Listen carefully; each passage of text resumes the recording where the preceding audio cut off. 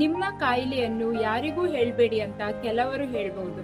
ಆದ್ರೆ ಕಾಯಿಲೆಯನ್ನು ಮರೆಮಾಚುವುದರಿಂದ ಕಾಯಿಲೆ ಗುಣವಾಗುವುದಿಲ್ಲ. ಮರೆಮಾಚುವ ಅದೇ ವಿಷಯವನ್ನು ನಿಮ್ಮ ಆತ್ಮೀಯರೊಂದಿಗೆ ಹೇಳಿಕೊಂಡಾಗ ಅವರ ಒಂದು ಅನುಭವ, ಒಂದು ಸಲಹೆ, ಒಂದು ಸರಿಯಾದ ಸಂಪರ್ಕ ನಿಮ್ಮನ್ನು ಸರಿಯಾದ ವೈದ್ಯರ ಬಳಿಗೆ ಕೊಂಡೊಯ್ಯಬಹುದು.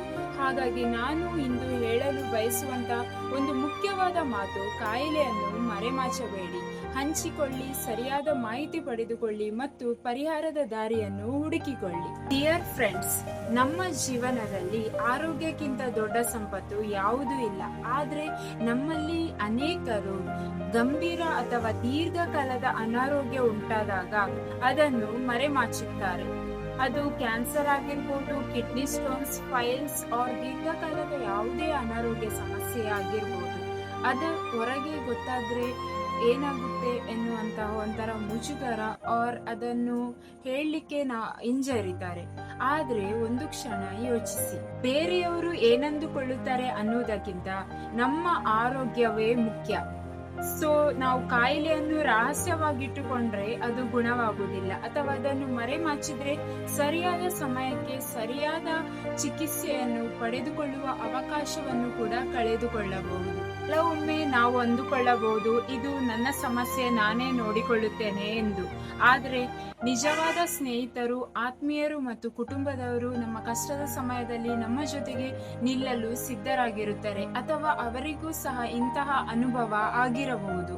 ಅವರು ಯಾವ ವೈದ್ಯರನ್ನು ಸಂಪರ್ಕಿಸಿದ್ದರು, ಯಾವ ಪರೀಕ್ಷೆಗಳನ್ನು ಮಾಡಿಸಿದ್ದರು ಮತ್ತು ಚಿಕಿತ್ಸೆಯ ಸಮಯದಲ್ಲಿ ಏನೆಲ್ಲ ಗಮನಿಸಿದ್ದರು, ಅವರ ಇಂತಹ ಅನುಭವಗಳು ನಮಗೆ ಸರಿಯಾದ ದಾರಿಯನ್ನು ಹುಡುಕಲು ಸಹಾಯ ಮಾಡಬಹುದು. ಆದರೆ ಇಲ್ಲಿ ಒಂದು ವಿಷಯವನ್ನು ಖಂಡಿತವಾಗಿ ನೆನಪಿಟ್ಕೊಳ್ಬೇಕು. ಯಾಕಂದ್ರೆ ಬರೀ ಅವರ ಅನುಭವಗಳನ್ನು ಕೇಳಿ ಅದೇ ಚಿಕಿತ್ಸೆಯನ್ನು ನಾವು ಅನುಸರಿಸಬಾರದು.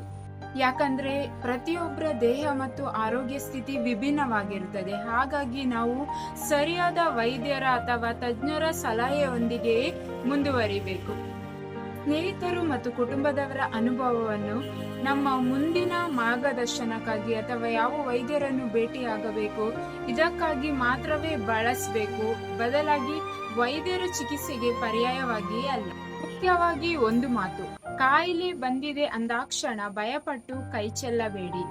ಸರಿಯಾದ ವೈದ್ಯರನ್ನು ಸಂಪರ್ಕಿಸಿ, ಸರಿಯಾದ ಮಾಹಿತಿ ಪಡೆದುಕೊಳ್ಳಿ, ಅಗತ್ಯವಾದ ಪರೀಕ್ಷೆಯನ್ನು ಮಾಡಿಕೊಳ್ಳಿ ಮತ್ತು ನಿಮ್ಮ ಕಾಯಿಲೆಗೆ ಸೂಕ್ತವಾದ ಚಿಕಿತ್ಸೆಯನ್ನು ಕಂಡುಕೊಳ್ಳಿ. ನಿಮ್ಮ ಸ್ನೇಹಿತರಲ್ಲಿ, ಪರಿಚಯದವರಲ್ಲಿ ಅಥವಾ ಕುಟುಂಬದಲ್ಲಿ ಯಾರಾದರೂ ಒಬ್ಬರು ನಿಮಗೆ ಸರಿಯಾದ ದಾರಿಯನ್ನು ತೋರಿಸುವವರು ಇರಬಹುದು.